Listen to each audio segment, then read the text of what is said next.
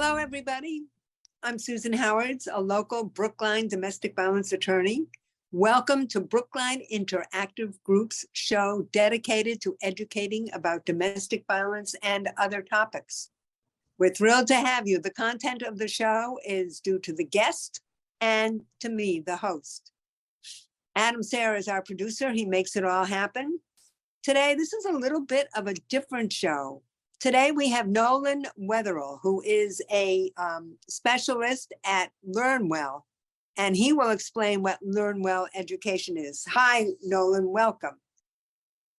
Hi, Susan. Thanks so much for having me today. Oh, I'm thrilled. Why don't you tell us a little bit about LearnWell education? I mean, I know what it is because you're my supervisor, but go ahead. Yeah. So I'm an associate manager with LearnWell Education. We are a company that partners with behavioral and mental health facilities across the state to provide academic services. So a lot of kiddos who have experienced trauma, violence at home, have developed PTSD, depression, anxiety, and may have acted out at school or at home, and they've been sent to a hospital. They've been placed on an inpatient unit. Some of these kids will be placed in the hospital sometimes months at a time. And so what our company aims to do is to help those kids with their academics, so that way when they end up discharging the facility, they're in a better place when it comes to their schooling. And for a lot of the kids, we're there to boost their confidence, assure them that everything's going to be okay. So then that way, they can continue with their studies and go on to bigger and better things. How did you get involved with LearnWell? What's your background, Nolan? So I got involved with LearnWell pre-pandemic in 2018. I initially, before LearnWell, I had been teaching in Fitchburg, Massachusetts, as a long-term substitute in a fourth grade classroom. And that was a really big culture shock for me, just because I had previously been teaching in South Korea for about 4 years. And the students in South Korea that I taught were almost the complete opposite to what I encountered in Fitchburg, in that they were self-driven, they were very respectful towards myself as the teacher, and also the parents were on board with their child's education. And then when I started working in Fitchburg, it was, like I said, the complete opposite. We had some parents that would they weren't supportive of their child's education, and at times I sometimes would have conversations with them that would get a bit heated. And so it was a big challenge for me to transition to America. However, then I found LearnWell, and I think after teaching in Fitchburg, I was well equipped to handle the kids hospitalized, because Fitchburg had really given me a lot of skills on how to therapeutically teach children. So yeah, that was just some of my background before. But you're also a big hiker. Haven't you done the entire Appalachian Trail? Yes, I did do that in Wow. 2015. Yeah. Yep. Yeah, that was a job in itself, you could say. It's fun camping and hiking, but that was about 5 months of me living in the woods and by towards yourself, the end of it. Right? By Yes. yourself. Yeah, by myself. Yeah. Wow. So yeah. And that's, I know that today my beard it's the first time you've seen me with a beard. That's kind of coming back. But when I was hiking the Appalachian Trail, it was about this size too. Oh my gosh. But now you're a dad and you're married and you're sort of settled down, or sort of settled down, right? You have a little 6-year-old? Yeah, as you can kind of see behind me, I've got some drawings, I've got some toys. My office is also my son's playroom, so it's a mixed space.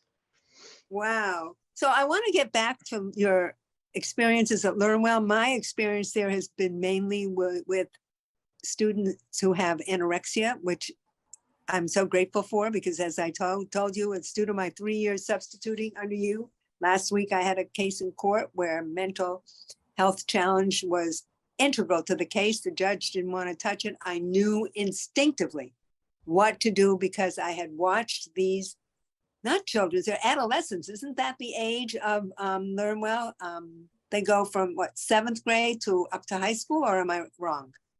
So at Walden, at the facility that you've subbed at mostly, that is one of our adolescent programs, and we deal with um, providing academics to adolescents with eating disorders. However, at a lot of our other facilities too, Susan, we also, some of them we do work on pediatric units where we'll teach children who are as low as 5 years old, or as young as 5 years old, all the way up through high school, depending on what the facility's Mhm. population looks like. So, so our teachers, they work with almost every grade level, and it's sort of like a one-room classroom. It's not Right, like we're working, with a specific grade level. Our teachers aren't assigned a specific grade level. right, right. I was really fascinated when my first day at Walden, and I was shocked. I knew very little about anorexia, but I was concerned about students with mental health challenges because I do think that the core, I've just come to this conclusion after 30 years of practice, the core of domestic violence is trauma. And I know very little about trauma. I know more than I did 3 years ago. Thank you. But I didn't want to read about it. I didn't want to go to lectures. I didn't want to take classes. I wanted to really experience. And I'm really, really sort of grateful to Learn Well because I've seen the phenomenal progress students can make under your care and along with whatever hospital they're in. But I've also seen the recidivism, those who fall off and can't maintain it. So I wanted to ask you in particular, how did the pandemic exacerbate mental health issues in children? And Oh did it? man, yes, it 100% exacerbated mental health issues in children. I think how well, I think that just especially when you have children, they're developing their social skills, whether it's a 5-year-old or a teenager. Mhm. they're they're still learning how to interact with others. And I think with the pandemic, I think the lockdowns and transitioning over to video platforms to hold classes and interact with their peers, I think it has, what do I want to say, it's taken, it's caused some sort of lag in their social development. um, Really? in my opinion, simply because a video call is great. We can have a conversation, but there's just so much more, I think, to an interaction with someone else that a video call can't really capture. I mean, we have our pictures in front of us right now, and I can use my hands to kind of speak and augment my conversation. But for a lot of teenagers, they'll turn their cameras off when they're in a class, a virtual class. They may not even be in class. They may be playing video games across the Right, room with their right. camera turned off. Yeah. So I think the pandemic just decreased the amount of opportunities where children can interact with each other. And that, I think, that was just lost time where kids could learn how to properly socialize in a controlled setting. Um, But Nolan, so yeah. you're talking about it generally, and it must have had a severe impact on the population that you're dealing with. Oh, It had to have been even more severe, say, with the students with anorexia, which is such a serious disease, or with other mental health issues. I've mhm. taught in some of your other facilities where there are sort of generic, if I can say that without being rude, mental health issues. So it must have had a much more severe impact on those kids Yeah, than sort of kids who were pretty stable before the yeah, pandemic. yeah. I mean, I think the student population, kids who suffer from PTSD, depression, OCD, eating disorders, really any sort of mental health issue, I think they're already at a disadvantage. And I think when the pandemic hit, it was kind of like twofold. It was like they couldn't interact with their peers, and that increased their anxiety and their ability to socialize. And then on top of it, too, I think being able to ask for help, I think it's ask for help over a Zoom call, or over a phone call, or an adult might not recognize that someone is struggling over one of these platforms. So I Right, think right. a lot Mhm. of behaviors, mental health issues flew under the radar, because everyone was at home, and teachers, community members couldn't step in and say, hey, like, how are you doing today? What's going on at home? Exactly. I don't think there was a lot of that going on, and it just kind of, yeah, it's exacerbated the issue, especially Exacerbate with vulnerable with populations. vulnerable. And along with that, what about smartphones and video chat technology? Yeah. How is that affected young people or any of us with mental health issues? Yeah. Yeah. It's a very interesting question. I was reading an article a few weeks ago on body language and smartphone usage, and there tends to be a few different reasons why someone would pull out a smartphone during a conversation with someone else, and some of it is reactionary, and it may be because they're experiencing anxiety in a certain situation. And I think that a lot of the kids, especially teenagers, if they're ever presented if they're ever experiencing anxiety in a social setting, and I mean, you'll see this in a high school, they might be going from class to class, they may sit down in a class, and instead of interacting with their peers around them and socializing, they'll whip out their cell phone because they may feel anxious, or Mm.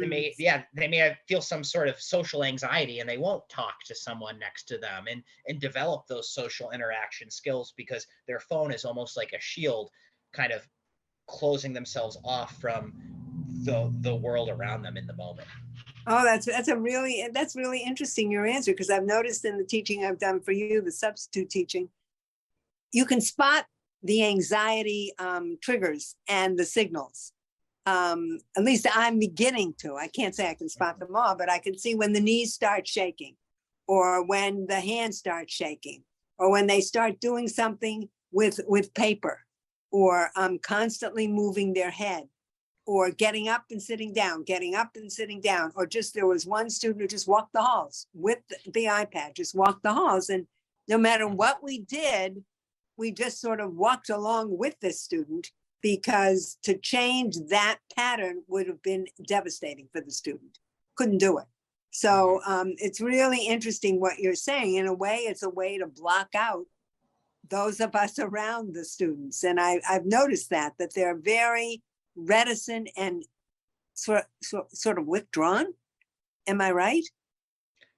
Yeah, I would say it's the smartphone enables people to socially withdraw, and I feel like it's something that it almost protects you too, because it's just become so commonplace these days, where everyone has a smartphone in their hand, where you can Yeah. kind of withdraw into your smartphone, and no one's going to call you out on that. No one is going to, you know, some people might assume, oh, maybe they're talking with one of their friends through their phone, maybe they're sending a text message to their parents, maybe they're just playing a game on their phone because they're a bit bored.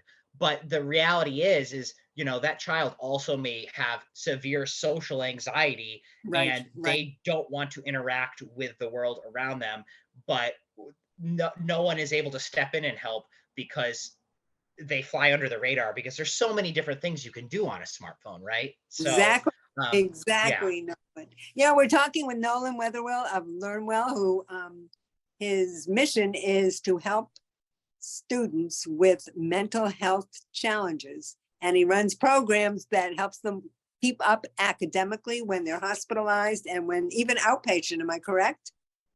Yes, we do outpatient programs too. Right, right. Um, what's the difference? Are there differences between mental health issues in the US and mental health issues in Asia? Yeah. From my experience, I mean, I think that in Asian culture in general, mental health is something that I don't think is as discussed openly as it may be in America. I think for a lot of different reasons, but I think that just from teaching in both environments, I think that in America we definitely we definitely are open to discussing mental health issues, and trying to figure out how to help. I think, the stigma around finding therapy or therapists in America, I don't think there's very any. It's almost encouraged. It's something, you go on Facebook or a social media platform, and there's a lot of advertisements these days for finding a therapist or someone to talk to virtually. It's very difficult to find in-person therapists these days. But I think in America, that's one thing that I think we're very open to talking about mental health. Whereas in Asia, I think that, just culturally, I think, it's not something that is discussed within the greater community. Um, and that may just be because of just the social system in general, in Asia. What do you But mean the social system in general? How is that different from yeah, our well, social system? I think that, in a capitalist society, in our society, um, you know, we're very, what do I want to say? We're very open to expressing our thoughts and feelings, not just with our family and friends, but sometimes to strangers. Um, and I think that just comes along with our individualist sort of culture. Whereas in Asia, it's much more family oriented. So if you're experiencing a problem or you're having some sort of stress or anxiety, you may not go to a therapist or a stranger. You may Mhm, go to someone in your family, like your mother or your grandmother, or your father or grandfather or someone in your family mhm, to talk through these problems, or maybe even some of your close friends. mhm. Just because it's a family is what's important in Asia, and here, we're an individualist society. So I feel like freedom of thought expression, expressing how you're feeling, it can be done a lot easier here with strangers, where in Asia, you might just talk about it with your family. Would you say that Asia is a more, this is a gross generalization, closed society than the US, or am I being too general? Yeah, I mean, I wouldn't agree with that statement. Okay. Especially in recent years, from what I've seen anyway, living in Asia, I think that, to a certain extent, globalization has really opened up, Okay. South Korea anyway, to ideas, differences in cultures and thoughts. And it's happening at a really rapid pace, Susan, like you wouldn't even believe it. For one instance, I know, the past 20, 30 years in America with teenagers, getting tattoos has been a very popular thing with the younger Oh, generations. Yes. And when yeah. I lived in Asia about 10 years ago, no Asian teenagers or high schoolers or college students had tattoos. It was still very taboo in their society. Uh-huh. Uh-huh. However, I did travel back this past summer, and I was shocked because not only did foreigners living in Korea have tattoos, but it seemed like every young Korean, college student or person walking down the street had some ink on them, and it was just so interesting to see how quickly, um, their society is changing and how global it's becoming. And how they're adapting. They're picking up the habits of the West really, really Yes, quickly, good or bad, for good or bad. What yeah, for about good your or bad. son? Your son is part of both, right? South Korea Yes. and US. How are you maintaining a balance with your little 6-year-old son? Yeah, that's really difficult. It's really difficult, first of all, especially living here in the Northeast, because there's not a large Korean community like you would see in California or on the West Coast. However, there's small pockets of Koreans. We go every Saturday to the, Worcester Korean School.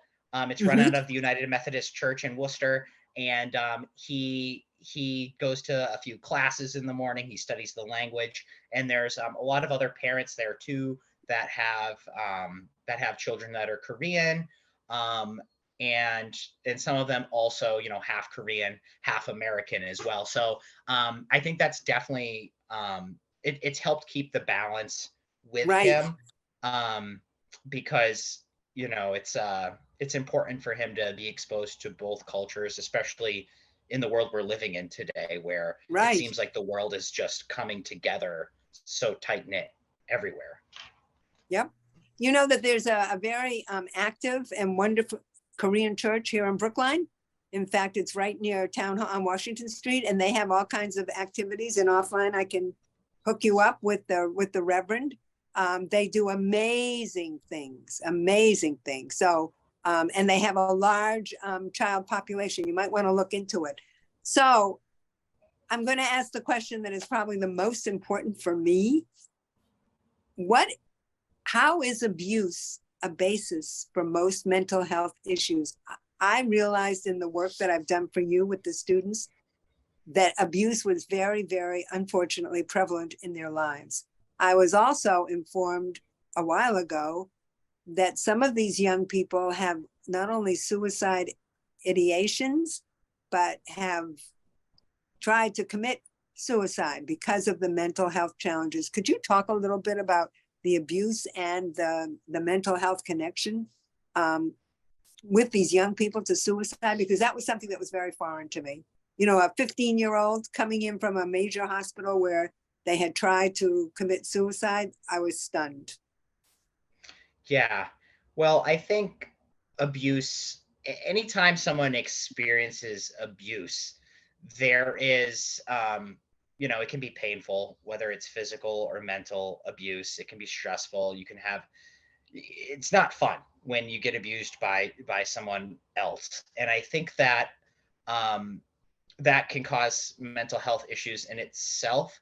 And then I Mhm. think if you're not able to find someone who will listen to you or find some support, I think that that's when it becomes a really serious issue and can result in that person all of a sudden becoming the abuser, because Exactly. all of us and all of a sudden it's like, they think that abuse is okay because, oh well, I was beat as a child, I got through it, and there's a pattern that can develop there. And then to go on what you're saying about suicide and suicidal ideation, I think that can really that really can occur when you have someone that's abused and they don't have someone to talk to. They don't have someone that will support them and listen to them and help them work through the situation.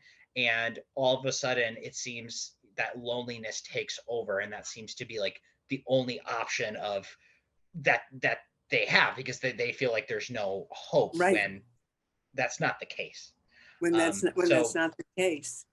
Yeah, yes. but I think that these students have a really, at least the ones I've been introduced to, first of all, they're lovely, absolutely lovely, and very, very smart, very, very smart.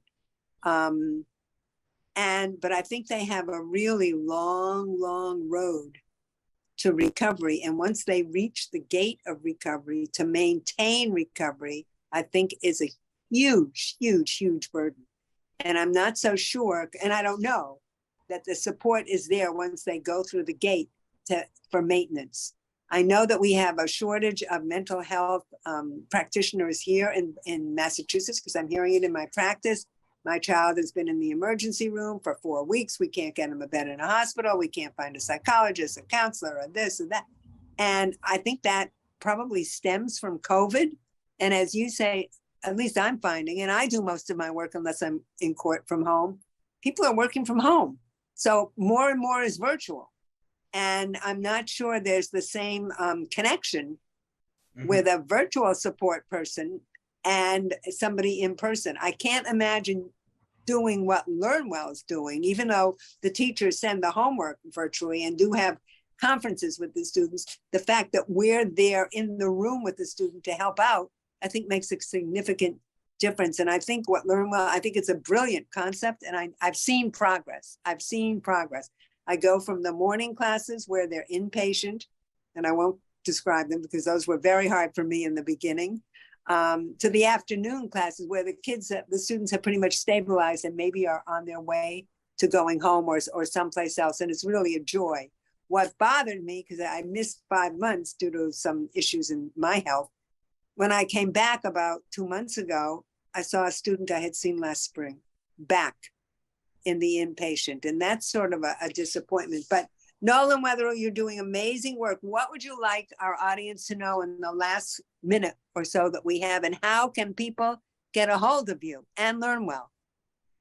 Yeah, so I mean, if there's anything I think to take away from this, it's I think the pandemic has done a lot of damage to everyone's mental health in general. But I think moving forward, I think it's important to just be there for our kids, for our future, to help rebuild everything that we've gone through the past 3 years. Use the tools and like Zoom and all the different platforms and things we've done to adapt. Use those still, but always push to be there to listen to kids and be that helping hand. And if you notice someone that is struggling, offer up some support and help. And yeah, to get in touch with me, you can go to our website, learnwellservices.com. You can reach out there under the I think this is the contact button, or alternatively, if you see this and you like to email me, my email is nwetherell@learnwelleducation.com. nwetherell@learnwelleducation.com. Thank you, N. Wetherell, for being our guest today. Thrilled to have you. You're doing good, and very difficult work. And that's it for the Safety Net today. Thank you all. Bye.